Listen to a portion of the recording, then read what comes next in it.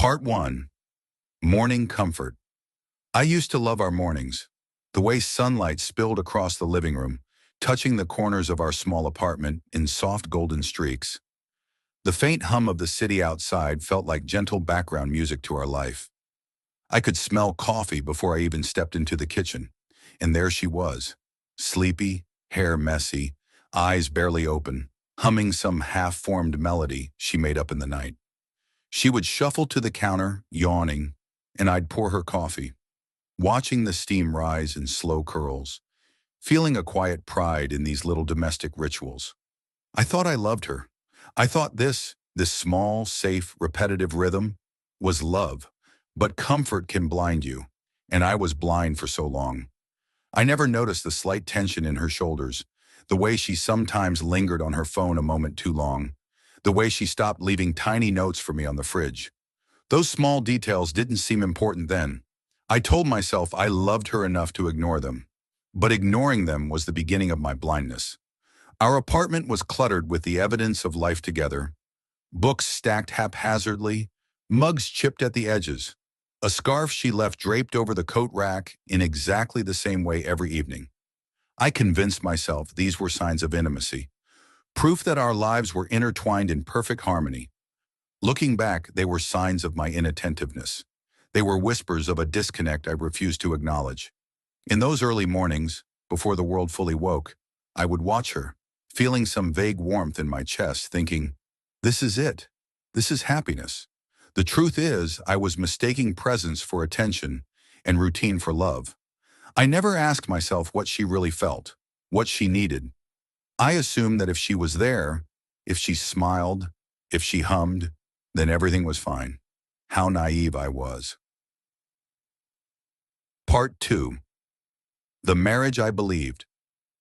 When we first met, love felt effortless. Endless conversations about dreams, nights staring at the ceiling, tracing constellations, laughter spilling into the dark. I thought I understood her completely, but the more I realized I had only understood what she wanted me to. As time passed, life's routine settled over us. Work, bills, obligations. I believed routine was stability.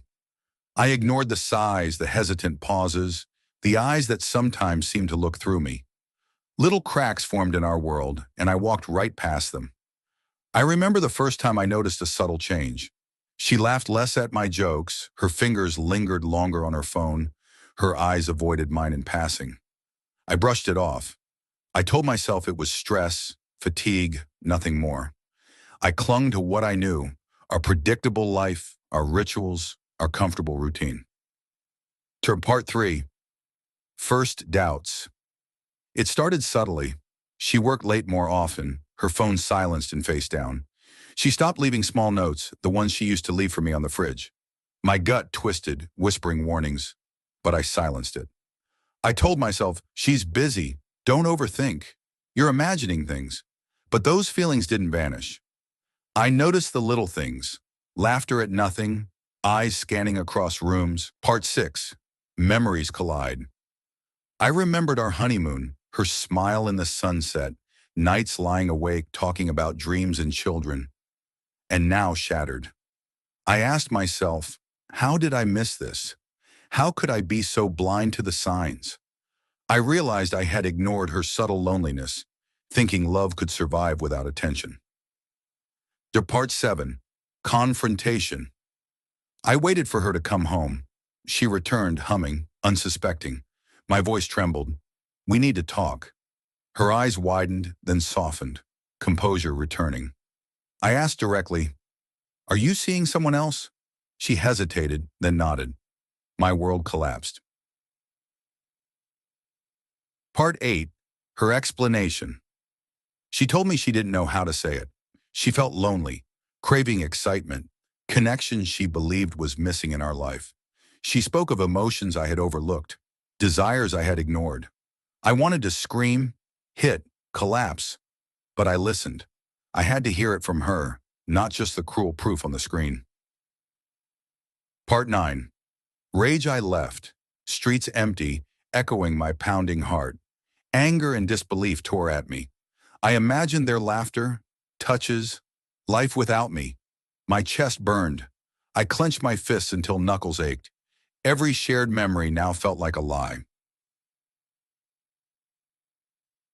Part 10. The Void. Returning home, I felt hollow. She had left traces of herself, reminders of a life that now felt foreign. I grieved not just her, but the world we built together. Loneliness settled deep, gnawing at my soul. I questioned every word, every touch, every promise. Part 11. Attempt at understanding. I tried talking to her again. She was remorseful but distant, part of her already elsewhere. She claimed she loved me differently now, uncertain of our future. Her words were soft, my heart shredded. I realized love alone could not mend betrayal. Part 12. Searching for myself. I reflected on my failures, inattentiveness, assumptions, taking her for granted. Could I have prevented this? Could I have loved better? The questions haunted me. Even with insight, the betrayal remained, a wound that wouldn't heal with introspection alone.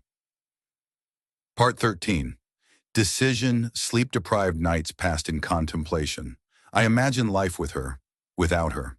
I wanted to fight, to rebuild, but the trust I once had was shattered.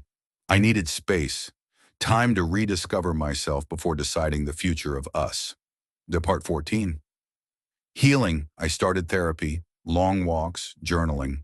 I let grief and anger wash over me, allowed myself to cry, rage, feel the emptiness. Slowly, I reclaimed joy in small things. Sun on my face, coffee in silence, forgotten books. Life continued, even with a fractured heart. Towards Part 15. Lessons learned. I learned that love demands attention, honesty, presence. Betrayal teaches resilience. My advice: acknowledge pain, confront truth, allow yourself to heal. Life moves forward. Trust can be rebuilt, but first in yourself.